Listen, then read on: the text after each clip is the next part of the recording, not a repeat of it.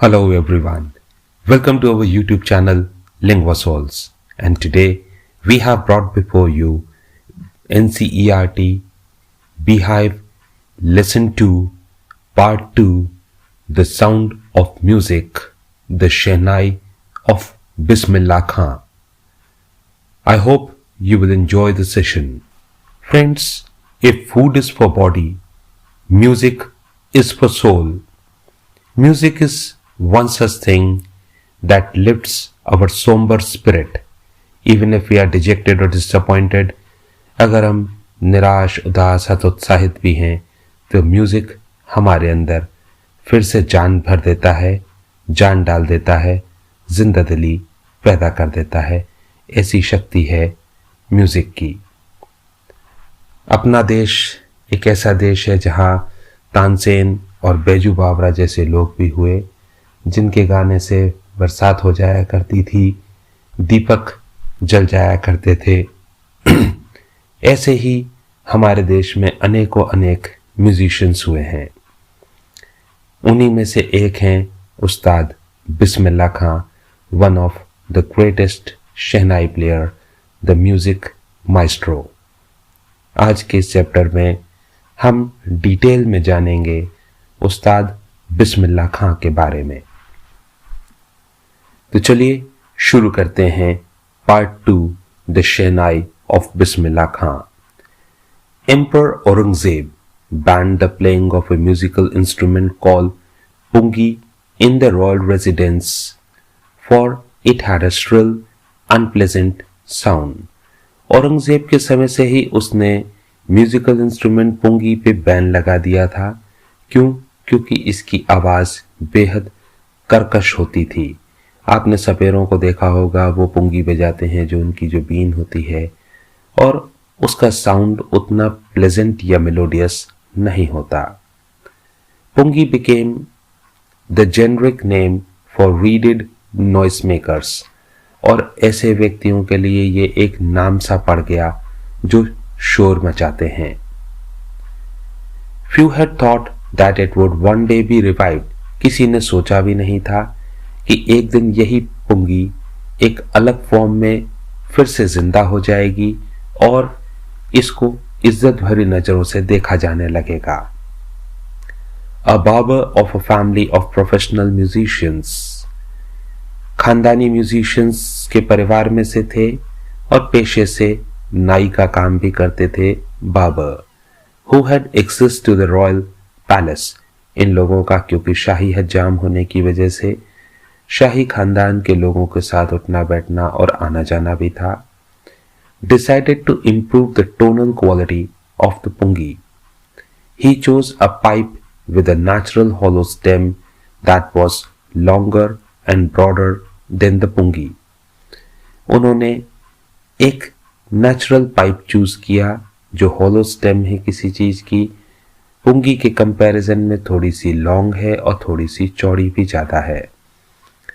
And made 7 holes on the body of the pipe.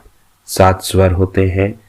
अलग अलग holes को cover करके किस पर्टिकुलर को ओपन रखने पे अलग अलग स्वरों की ध्वनि उत्पन्न होती है, सरगम जिसको हम बोलते हैं. When he played on it, closing and opening some of these holes, soft and melodious sounds were produced.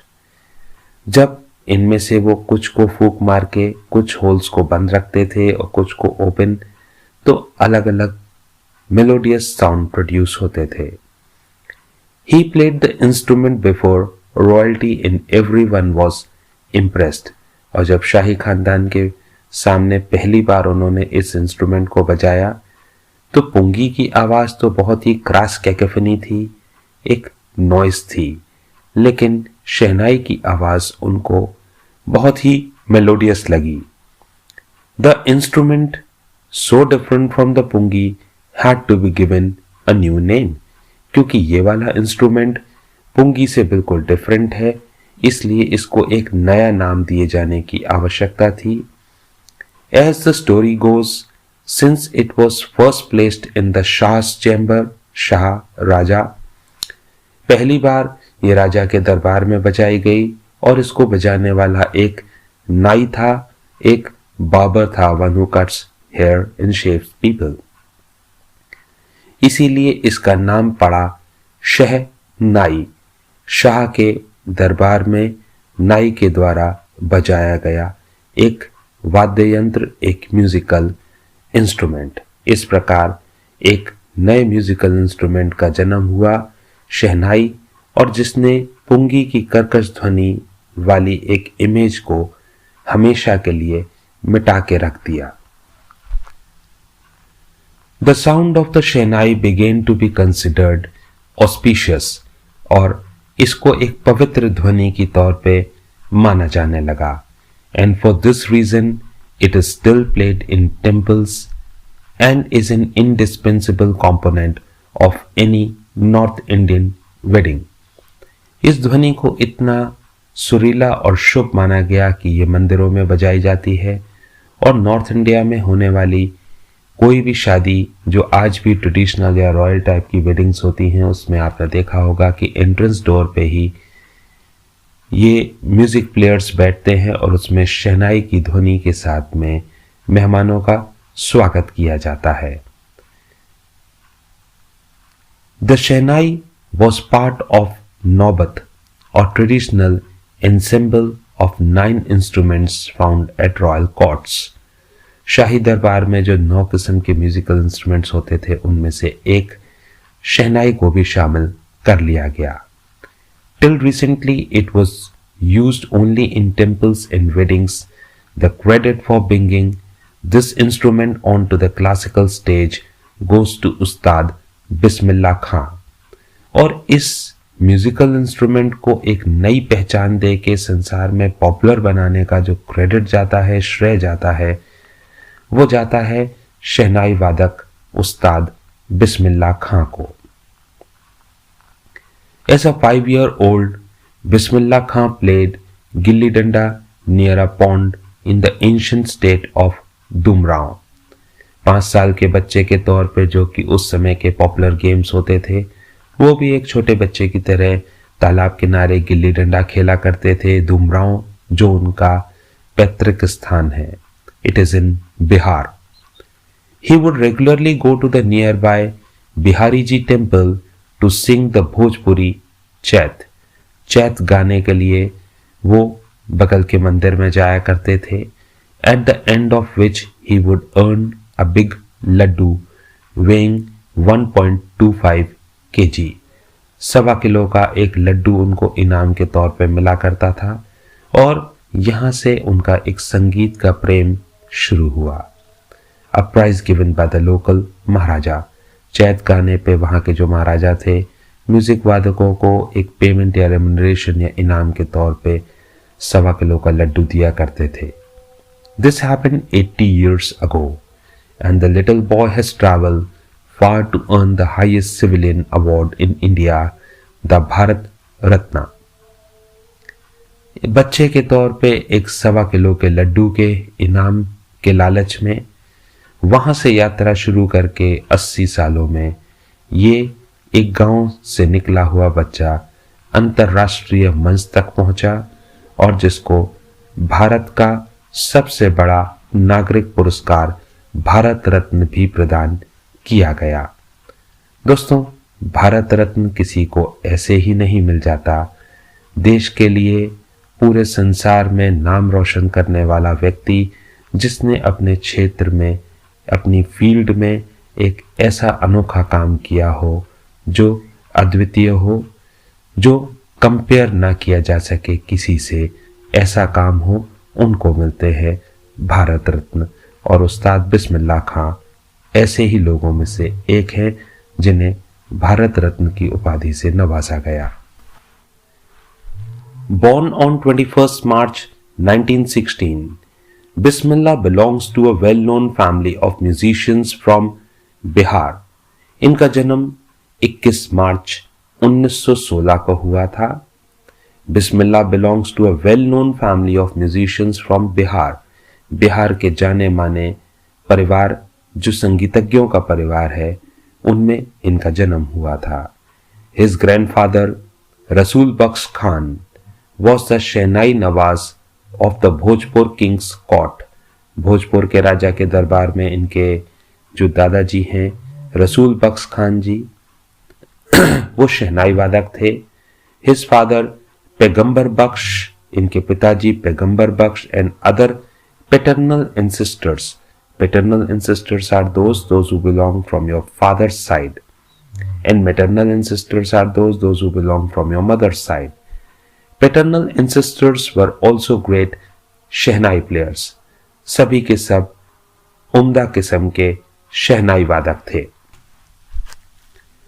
The young boy took to music early in life. इन्होंने बहुत छोटी उम्र में ही म्यूजिक को अपना लिया था।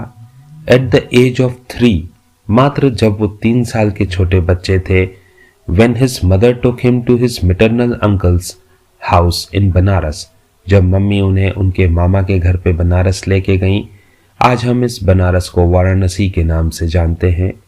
बिस्मिल्लाह was fascinated watching his uncles practice the शहनाई, और एक छोटे बच्चे के तौर पे जब वो अपने अंकल को शहनाई बजाते हुए देखते थे तो मंत्रमुग्ध हो जाते थे। He enjoyed it.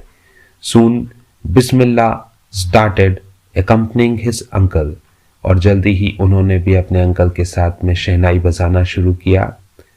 Ali Bakhsh to the Vishnu temple of Banaras, ये बनारस के विष्णु टेम्पल में शहनाई बजाने जाते थे। Where Bucks was employed to play the शहनाई, क्योंकि उनको वहां पे शहनाई वादक के तौर पे रखा गया था, और उनके साथ जा जाके ये भी वहीं पे शहनाई की प्रैक्टिस करने लगे। अली बख्श would play the shehnai and Bismillah would sit captivated for hours on end. उधर उनके अंकल शहनाई बजाते थे और ये मंत्रमुग्ध होके उसे सुनते रहते थे घंटों तक। Slowly he started getting lessons in playing the instrument. धीरे धीरे इन्होंने भी उस इंस्ट्रूमेंट को बजाने की प्रैक्टिस शुरू करी। And would sit practising throughout the day, सारा सारा दिन प्रैक्टिस करते थे। फ्रेंड्स, जैसा कि आपने कहावत में सुन रखा है, as per an old adage, practice makes man perfect. किसी भी चीज का माइस्ट्रो बनने के लिए, परफेक्ट बनने के लिए a lot of practice is required. I hope even if you want to become expert in English, a lot of practice is required. Rome was not built in a day. एक दिन की overnight तैयारी पे कुछ महान काम नहीं हुआ करते, इसीलिए आदत डाल लें, रोज कुछ ना कुछ नया सीखें और उसकी प्रैक्टिस करते रहें। किसी एक फील्ड में एटलीस्ट एक्सपर्ट होना बहुत ज़रूरी है। For years to come, the temple of Balaji and Mangal Maya and the banks of Ganga became the young apprentices' favorite haunts. बरसों के लिए फिर बालाजी का मंदिर हो या मंगल मैया का मंदिर हो या गंगा नदी का किनारा हो, ये फेवरेट हॉन्ट बन गया। Haunt is a place which is frequently visited by someone, यानी बिस्मिल्लाह खां इन्हीं जगहों पे अक्सर पाए जाते थे, शहनाई बजाते हुए, शहनाई की प्रैक्टिस करते हुए, और बस ये जगह आसानी से उनको ढूंढा जा सकता था इन जगहों पे। Where he could practise in solitude, एकांतवास में शांत स्थान पर उन्होंने अपनी इस शहनाई की प्रैक्टिस जारी रखी। The flowing waters of the Ganga inspired him to improvise, इधर गंगा नदी का बहता हुआ पानी एक जल तरंग, एक शीतलता लिए हुए उन्हें इंस्पायर करता था कि वे अपनी शहनाई के आवाज को और इम्प्रूव करें, अपने शहनाई वादन को और इम्प्रूव करें। Inspired him to improvise and invent ragas, उन्होंने नए राग इन्वेंट करे that were earlier considered to be beyond the range of the shehnai. लोगों का मानना था कि इन रागों को शहनाई पे बजाया ही नहीं जा सकता, पर उन्होंने ये अनोखा कारनामा कर दिखाया। एज वी से winners they do not do different things, they do things differently. विजेताओं का अंदाज निराला होता है और उनके अंदर ये निराला अंदाज शुरू से ही था। कि कुछ ऐसा कर दिखाना है जिसको देख के लोग दांतों तले उंगलियां दबा लें। At the age of 14, Bismillah accompanied his uncle to the Allahabad Music Conference. अपने अंकल के साथ 14 वर्ष की उम्र में वह इलाहाबाद म्यूजिक कॉन्फ्रेंस में गए। At the end of his recital, अपनी प्रस्तुति के बाद में उस्ताद फैयाज खां patted the young boy's back. उस्ताद फैयाज खान ने इनकी पीठ थपथपाई और क्या कहा? Work hard and you shall make it. मेहनत करते रहो और एक दिन तुम कर दिखाओगे। In the words spoken by Ustad Faiyaz Khan proved to be true. He did it. With the opening of the All India Radio in Lucknow in 1938, 1938 में 1938 में जब ऑल इंडिया रेडियो की शुरुआत लखनऊ से हुई, केम बिस्मिल्लाह's बिग ब्रेक। उनके लिए ये एक बहुत बड़े अवसर या चांस की तरह साबित हुआ। He soon became an often heard shehnai player on radio.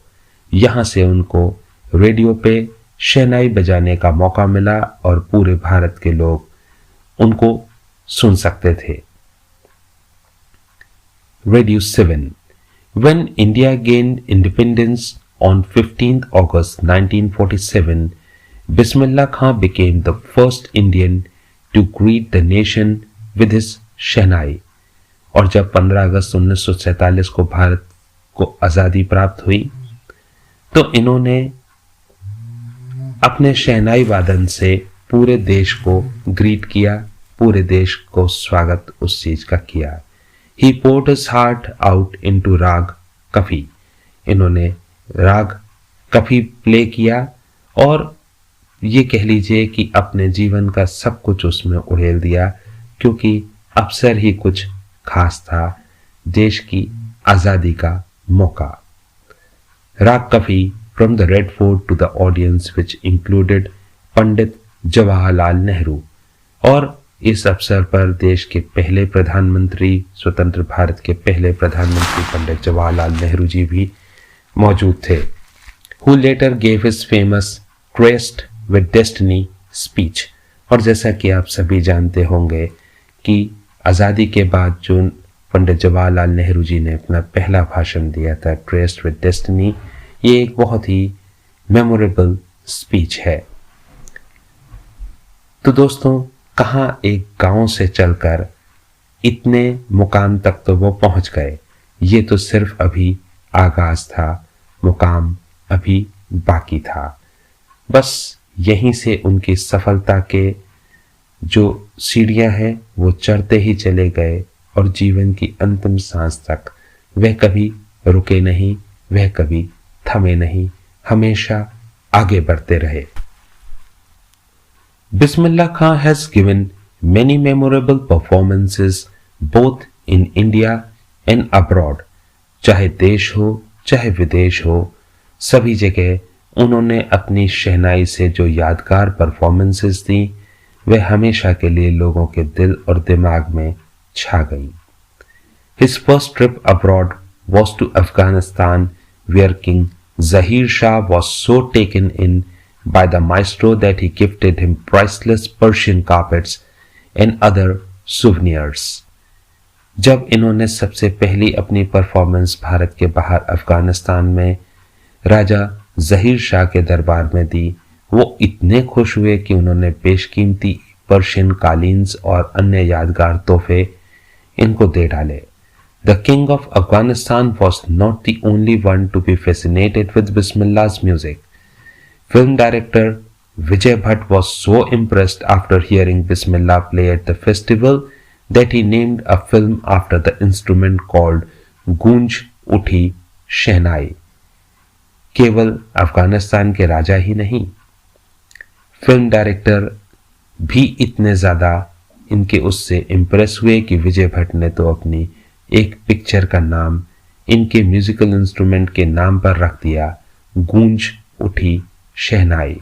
ये अपने आप में किसी भी कलाकार के लिए सबसे बड़े सम्मान की तरह है। The film was a hit. ये पिक्चर गूंज उठी शहनाई सुपरहिट हुई and one of Bismillah Khan's composition दिल का खिलौना है टूट गया। It turned out to be a nationwide chartbuster. Nationwide chartbuster का मतलब होता है पूरे देश का एक सुपरहिट गाना बन गया। Despite this huge success in the celluloid world, celluloid world एक इनफॉर्मल टर्म होता है सिल्वर स्क्रीन या फिल्म इंडस्ट्री को बोलने के लिए। It is a kind of a fashionable word use for film industry. Bismillah Khan's ventures in film music were limited to two: Vijay Bhatt's Goonj Uthi Shehnai and Vikram Srinivasa's Kannada venture Sanadhi Apanna. I just can't come to terms with the artificiality and glamour of the film world, he says with emphasis. Bismillah Khan ने केवल 2 ही पिक्चरों में अपनी performances दी। एक हो गई गूंज उठी शहनाई और दूसरी विक्रम श्रीनिवास की कन्नड़ पिक्चर थी सनाधि अपन्ना। उनका कहना था कि मुझे ये ग्लैमर वर्ल्ड, ये शो ऑफ वाला कल्चर पसंद नहीं आता।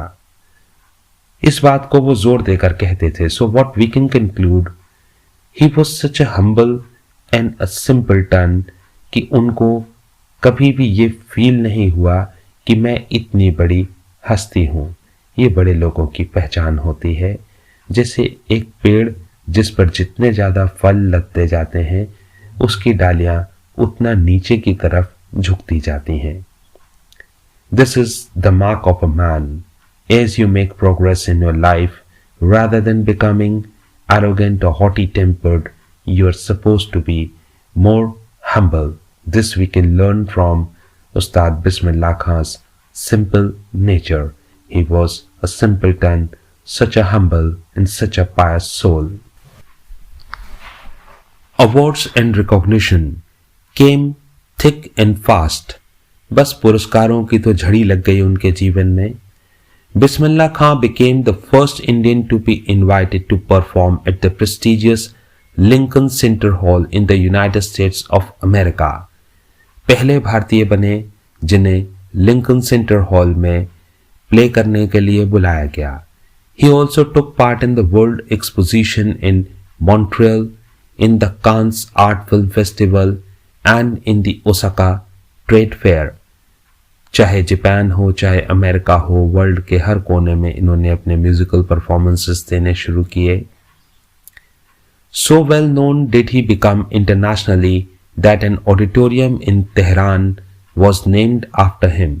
इतने फेमस हो गए कि तेहरान में इनके नाम से एक ऑडिटोरियम बनाया गया। तहर मसीह की उस्ताद बिस्मिल्लाह खां, इनके नाम के ऊपर इस ऑडिटोरियम का नाम रखा गया। This clearly tells about the quality of this music performer और शहनाई वादक। 10 national awards like Padam Shri, Padam Bhushan, Padam Vibhushan were conferred on him. Bharat Ratna के अलावा उन्हें 10 और राष्ट्रीय पुरस्कार जिसमें पद्म श्री, पद्म भूषण, पद्म विभूषण, ऐसा कौन सा पुरस्कार था जो उनको प्राप्त ना हुआ हो।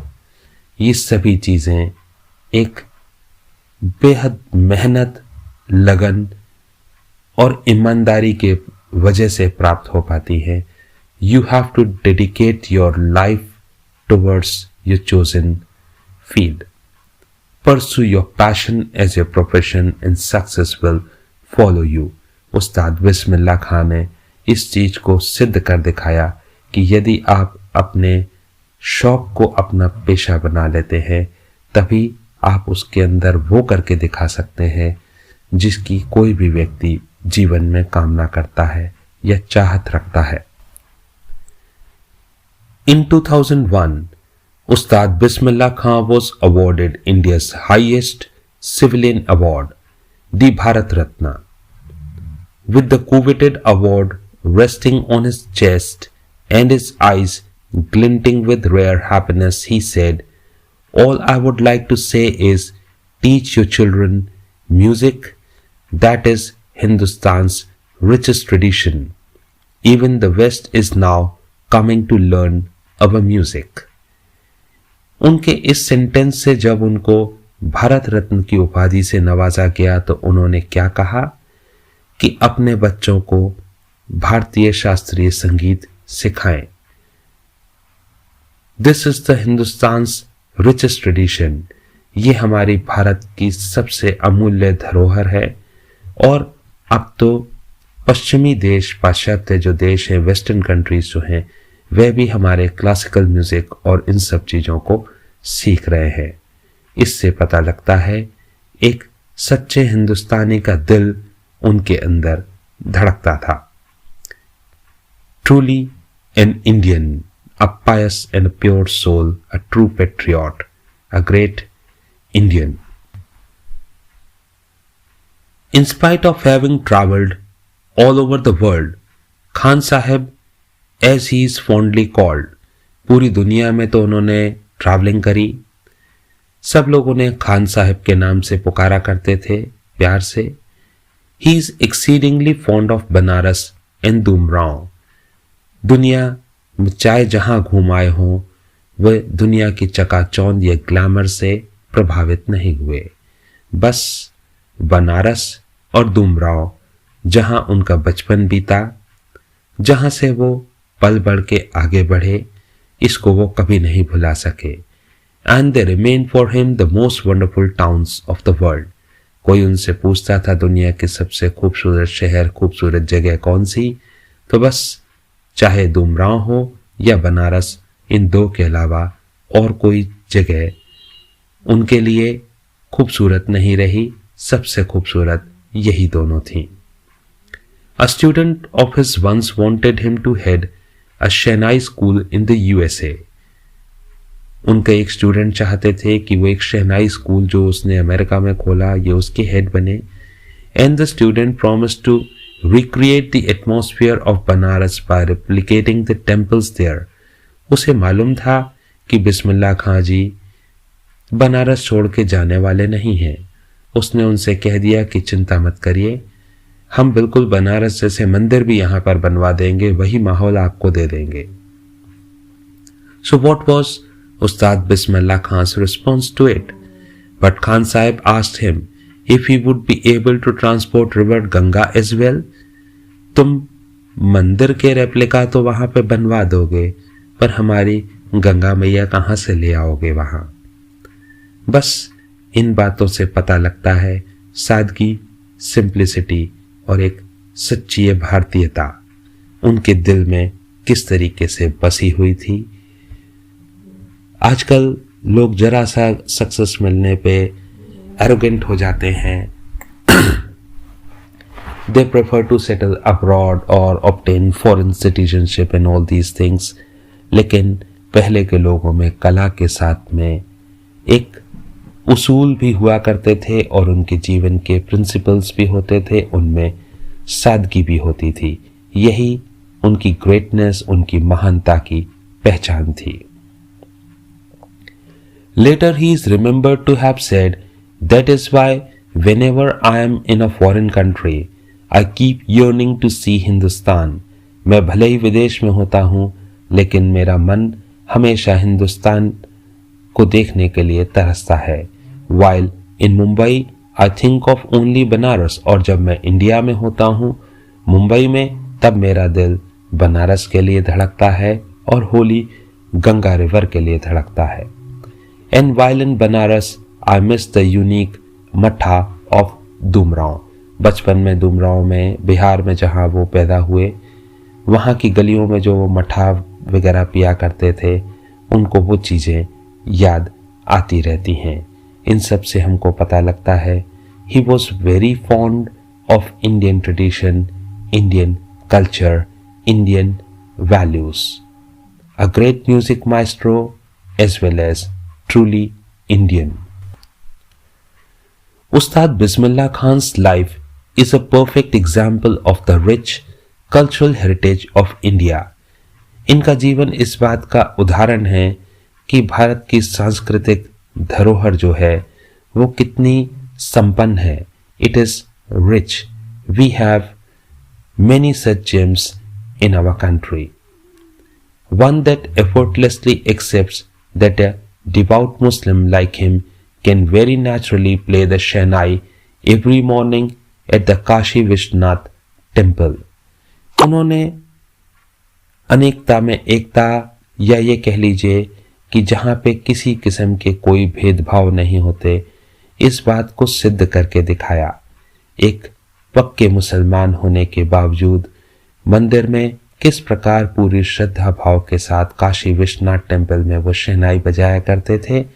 इससे पता लगता है कि किसी किस्म के कोई धार्मिक डिफरेंसेस या भेदभाव लोगों के बीच में नहीं हुआ करते थे। ना ये होते थे, ना ही ये आज भी होने चाहिए। हमारी एकता, हमारी यूनिटी हमेशा बनी रहनी चाहिए। यही कल्चरल डाइवर्सिटी हमारे देश की पहचान है, हमारे देश की खासियत है। उस्ताद बिस्मिल्लाह खां passed away on 21st August 2006 at the age of 90 after a prolonged illness. लंबी बीमारी के उपरांत 21 अगस्त 2006 को इन्होंने अपनी अंतिम सांस ली। He was given a state funeral and the government of India declared one day of national mourning. इनके देहांत पर पूरे देश में एक दिन का राष्ट्रीय शोक भी डिक्लेयर किया गया और इनको पूरे राजकीय सम्मान के साथ में इनका अंतिम संस्कार करवाया गया। किसी भी व्यक्ति के लिए ये सबसे बड़े सम्मान की बात हो सकती है। एक सच्चे भारतीय को ही ये हक प्राप्त हो सकता है। So his life is awe-inspiring and India is full of many such personalities. Thus, friends, always try to read the biography and autobiographies of all such successful people. It will always keep you inspired and it will always keep you motivated. I hope you enjoyed the session. If you have still any doubts or queries left, you can post your questions in the comment box and I would love to answer them. And if you really like my channel, if you really like my explanation, do like, subscribe and share Lingua Solves with your friends and near and dear ones. So thank you everyone for joining. Have a nice time.